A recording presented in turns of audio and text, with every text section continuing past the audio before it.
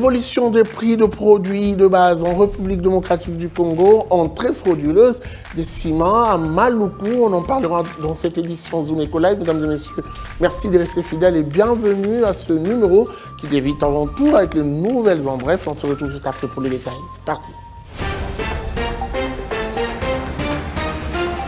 Le gouvernement de la République démocratique du Congo vient d'officialiser un partenariat historique avec le consortium Sino-Congo Special Zone pour la création de la cité industrielle Chine-Congo, un projet structurant estimé à 12 milliards de dollars américains.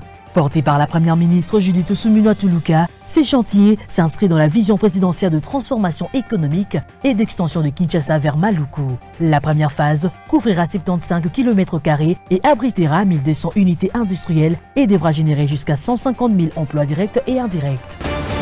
La première ministre Judith Suminwa-Tuluka a rappelé à l'ensemble des membres du gouvernement la nécessité de respecter strictement la procédure de la chaîne de dépenses publiques lors du Conseil des ministres tenu le vendredi 24 octobre 2025. Cet appel s'inscrit dans la continuité des orientations du président de la République, Félix Tshisekedi Tshilombo, en faveur d'une gestion saine et transparente des finances de l'État. Selon la chef du gouvernement, le respect de procédures budgétaires constitue un pilier essentiel pour maintenir la stabilité macroéconomique et protéger le pouvoir d'achat des citoyens. Piste de détails sur Zoom-Direct-Copanet. Les géants miniers chinois CMOC Ltd a annoncé un investissement de 1,08 milliard de dollars américains dans la deuxième phase d'exploitation de sa mine de Kisanfu, située dans la province du Lualaba en République démocratique du Congo. Le projet prévu jusqu'en 2027 permettra d'augmenter la production annuelle de cuivre de 100 000 tonnes, consolidant la domination du groupe sur le marché mondial de métaux stratégiques. Ici est de rappeler qu'au troisième trimestre 2025, CMOC a quasiment doublé ses bénéfices atteignant 788 millions de dollars américains. Plus de détails sur Zoom-Copanet. Entre 2018 et 2023, l'Afrique a bénéficié de 117 milliards de dollars américains de financement extérieur consacrés à ses systèmes alimentaires, selon un rapport conjoint publié en septembre 2025 par le Fonds international de développement agricole et de la Banque mondiale. Intitulé External Development Financial Flows to Food System, Deep Dive on Africa's Food System, cette étude met en évidence une hausse de 19% de volume annuel d'investissement, passé de 18,1 à 21,5 milliards de dollars américains sur la période considérée. Cette progression traduit à la fois l'importance croissante accordée au développement agricole africain et à la persistance de vulnérabilités structurelles, notamment en matière de sécurité alimentaire et de résilience climatique. Plus de détails sur Zoom-Copanet. Voilà, de retour sur ce plateau, nous allons prendre la rubrique chiffres clés qui nous est présentée par Judith Unamaka. Elle sera avec nous tout de suite après ceci.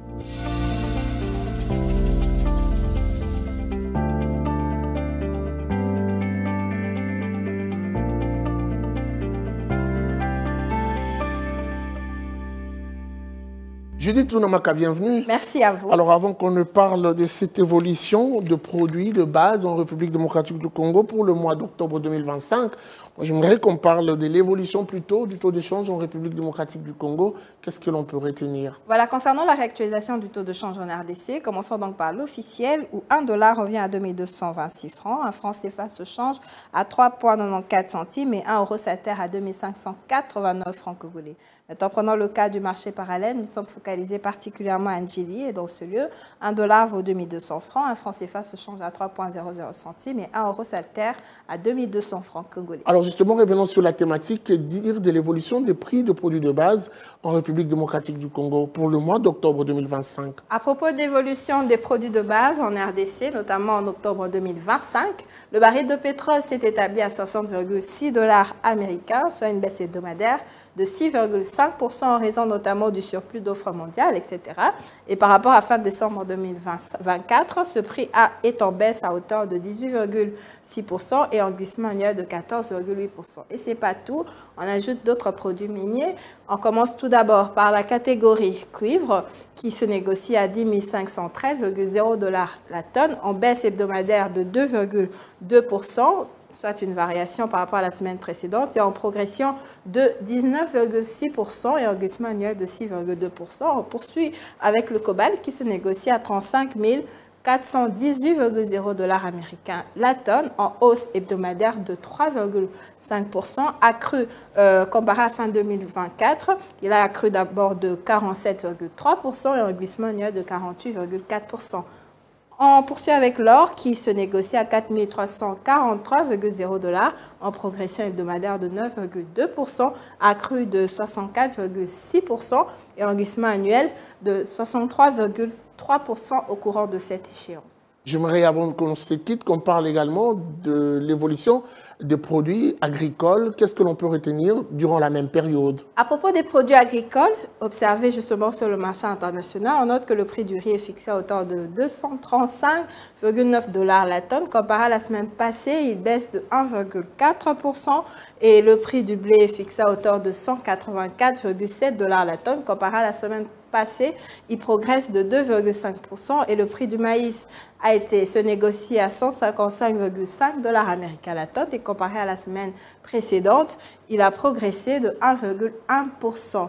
Et parlant d'un détail précis, toujours sur les produits agricoles, au niveau des produits rapprochés à fin 2024, on voit que le prix a reculé de 23,8% pour le riz et il a baissé en glissement annuel de 29,7%.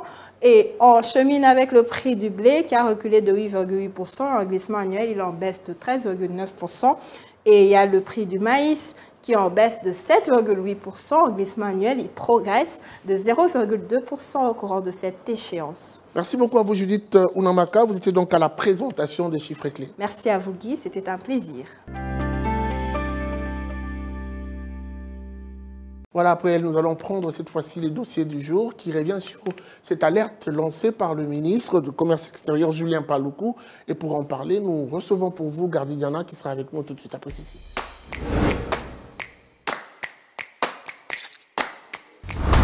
Gardy Diana, bienvenue. Merci. Alors, on va parler avec vous de cette dénonciation du ministre du Commerce extérieur, Julien Paluku. La question qui me passe tout de suite à l'esprit, qui sont concernés par cette dénonciation ?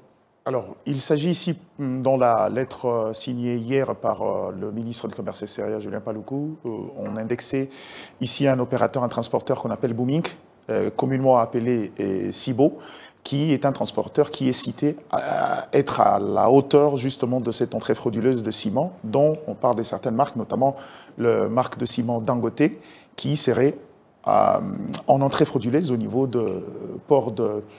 au niveau de l'entrée de Maluku, pardon. Et donc à ce niveau-là, je crois que c'est le principal acteur de cet acte frauduleux. Et donc une instruction a été donnée au niveau non seulement du TGI Gombe, mais également au niveau du guichet unique intégral de commerce extérieur pour que lumière soit faite sur cette question-là. Je vous suis très bien, vous parlez de frauduleux, vous êtes revenu 2 fois sur le mot, mais les ciments, c'est quand même un produit commerciable à Kinshasa. Pourquoi parler d'une entrée frauduleuse ? Alors, dans ce contexte ici, il s'agit d'un moratoire signé depuis juillet 2024, renouvelé en janvier 2025, interdisant l'entrée de certains produits. On parle de ciment, mais également on parle de faïence et des carreaux. Et aussi, cette mesure concernait dans certaines zones le maïs et certains produits de consommation.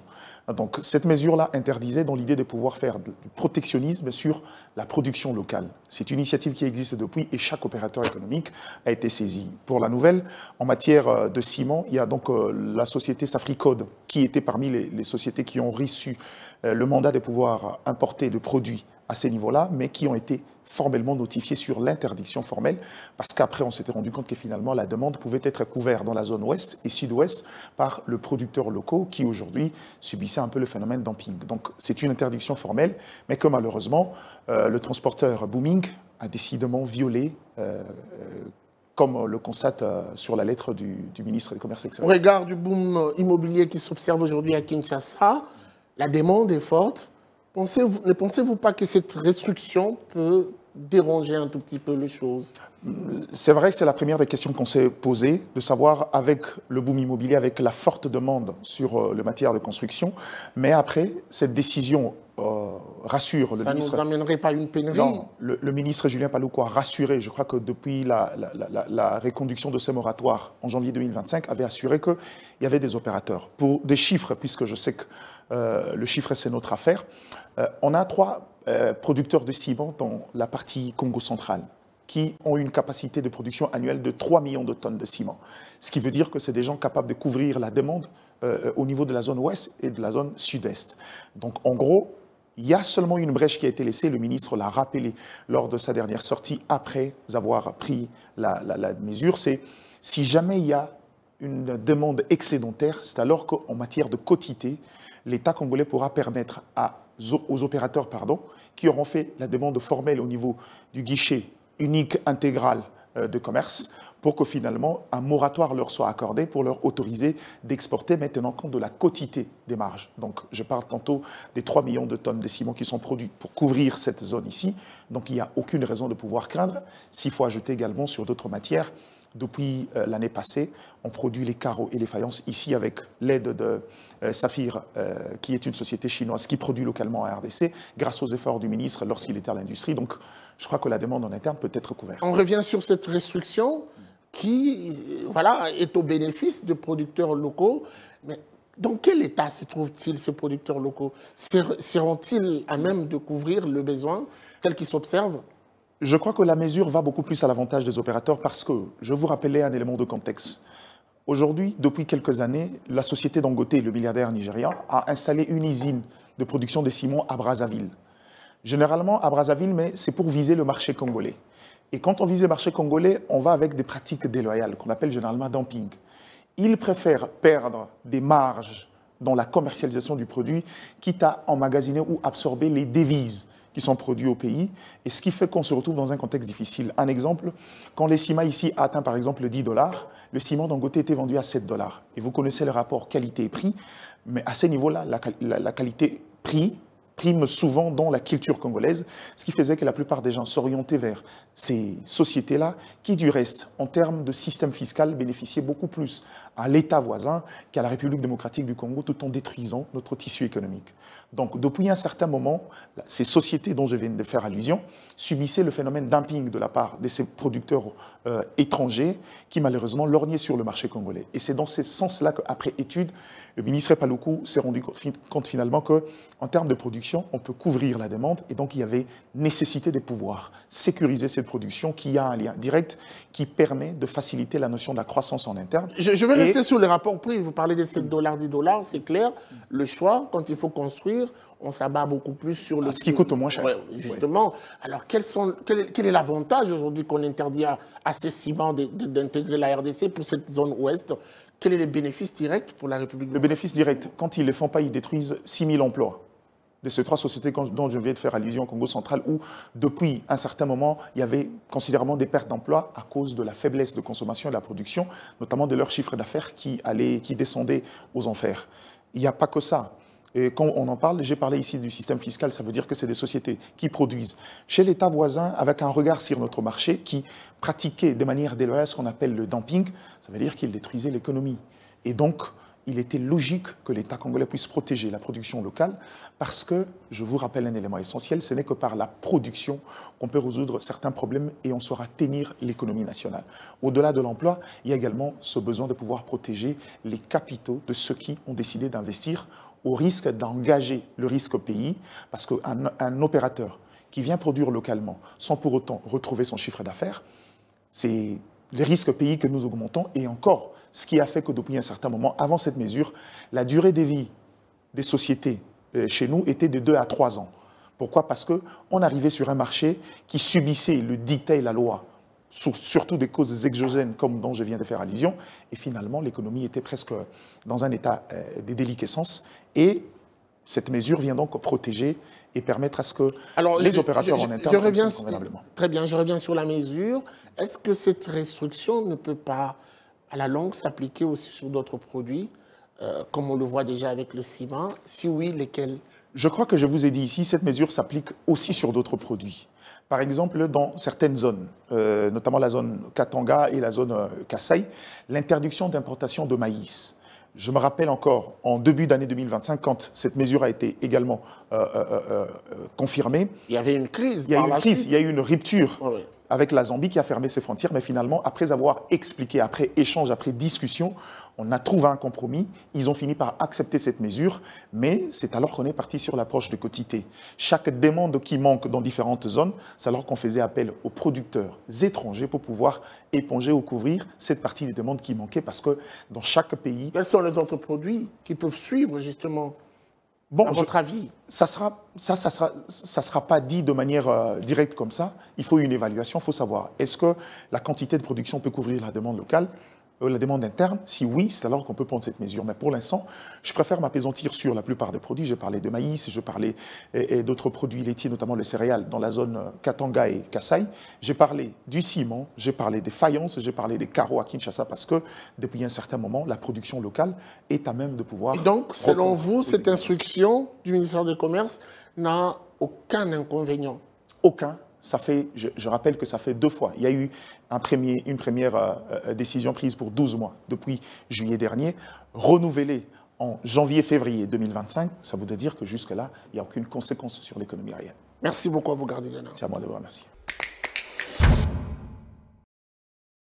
Restons dans ce chapitre pour parler de l'inauguration ce mardi 28 octobre 2025 à Kinshasa de la Chambre de commerce et d'industrie République démocratique du Congo, Égypte, qui a pour mission de promouvoir les investissements et d'accroître le volume des échanges commerciaux entre ces pays, et ce, dans le cadre du renforcement de la coopération sud-sud. Dans son discours, le ministre du Commerce extérieur, Julien Paluku, a fait entendre que 70 entreprises égyptiennes sont déjà prêtes à venir capter les opportunités qu'offre la République démocratique du Congo dans plusieurs secteurs, dans les commerces, l'agriculture, les mines, les infrastructures et l'énergie, tout annonçant la tenue à Kinshasa du Forum économique et d'investissement RDC-Égypte à la fin du mois de novembre, soit au début du mois de décembre 2025. Nous y reviendrons avec plus de détails. Suivez-moi tout le jour à travers Zoom Wende sur Zoom Eco Live. Abonnez-vous sur notre chaîne YouTube.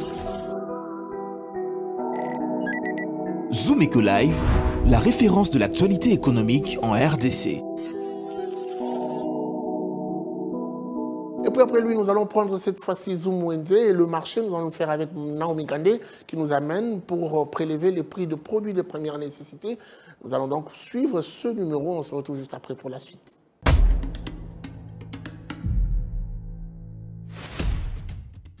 Débutons notre marché du jour avec une grande boîte de lait en poudre qui revient au prix de 70 000 francs. La moyenne boîte se fixe à 60 000 francs et la petite boîte à 28 000 francs. Pour ceux qui préfèrent consommer les laits en vrac, le sac est vendu à 156 000 francs congolais. Son écolo est vendu à 18 000 francs et 20 000 francs dans un autre coin du marché. Le sac combi est fixé à 6 000 francs congolais. Un sac de sucre de Kwalungongo coûte 167 000 francs. Son écolo revient actuellement à 5 000 francs. Le sac combi à 2 000 francs et 1 000 francs pour la mesure d'un verre. Pour le prix de riz actuellement sur les marchés des Gambela, un sac de 25 kg de riz long de la marque Lyon revient à 77 000 francs. Le riz Rambumba se vend à 75 000 francs. Vous avez également la possibilité de vous procurer la petite quantité de riz. Pour un écolo, le prix varie entre 5 000 francs. Un sac combi varie entre 2 500 francs et 2 800 francs. Un sac de riz parfumé est vendu à 55 $. Toujours au même marché de Gambela, un sac de farine de manioc coûte 280 000 francs. 10 kg à 30 000 francs. La mesure d'un écolo de manioc revient à 3 000 francs et 1 000 francs pour un sac combi. Pour le consommateur de farine de maïs, le sac coûte 70 000 francs, 4 000 francs pour un écolo et 1 500 francs pour le sac combi. Un carton de savon en bloc se fixe actuellement à Kinshasa à 19 000 francs. Un carton de savon en bloc se fixe actuellement à 19 000 francs et 22 000 francs. Un pot de savon en poudre se fixe à 11 000 francs. La pièce de cet article revient à 300 francs.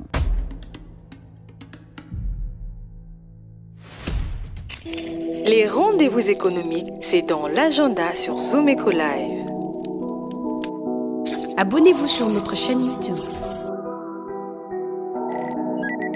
Zoom Eco Live, la référence de l'actualité économique en RDC. Quels sont les différents rendez-vous, principalement le rendez-vous économique prévu pour ce mois d'octobre 2025? Nous allons prendre agenda et on se retrouve après.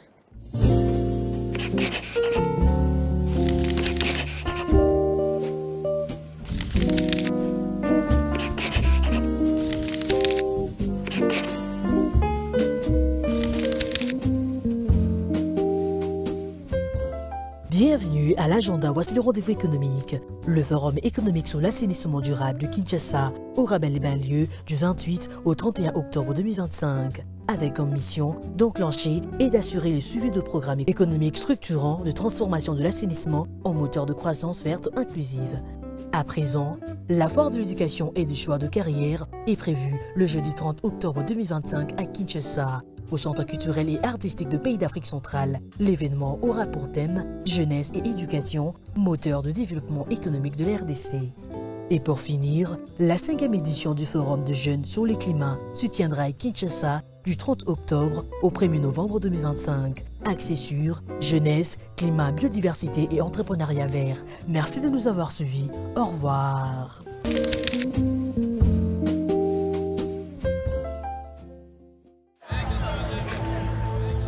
C'est art de se tirer d'affaire, de faire face à la crise, de bricoler, de trouver des solutions avec ce qu'on a sous la main.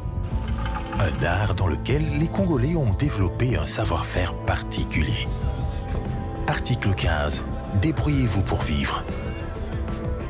Et enfin, article 15, avant de nous quitter, il s'agit de la débrouillardise à Kinshasa. Aujourd'hui encore, c'est un volontaire qui accepte de partager avec nous son expérience. Je vous prie donc de suivre ces condensés que nous propose Junior Bolamba. On se revoit après pour la suite. Débrouillard jamais, jamais, jamais. Débrouillard jamais, jamais, jamais. Débrouillard jamais.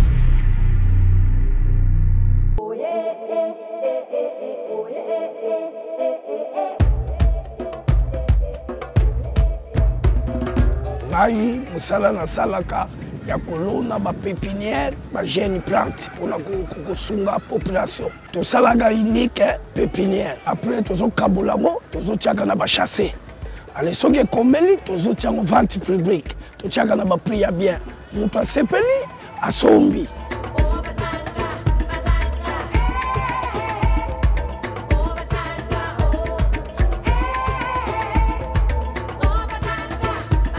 Bongo na ngai na tiaka ngo mingi na ba ndako na ba projet na sala pe matungulu ba sibul na tangisa pe bana bon avantage na déjà na musalo oyo na tonga naza na mapangu naza na ba pocherie nazo sunga pe famille.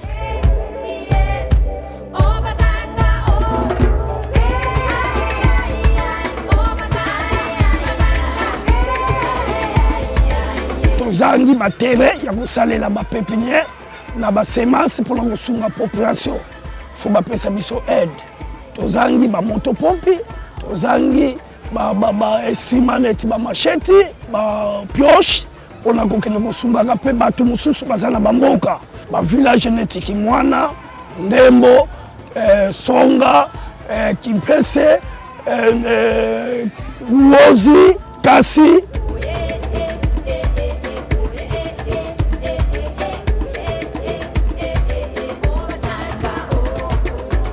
Papa soki bakoni tozana droite tolakisa bango so musala fo tozwa ba jeune bakota na musala na biso mboka ekende liboso.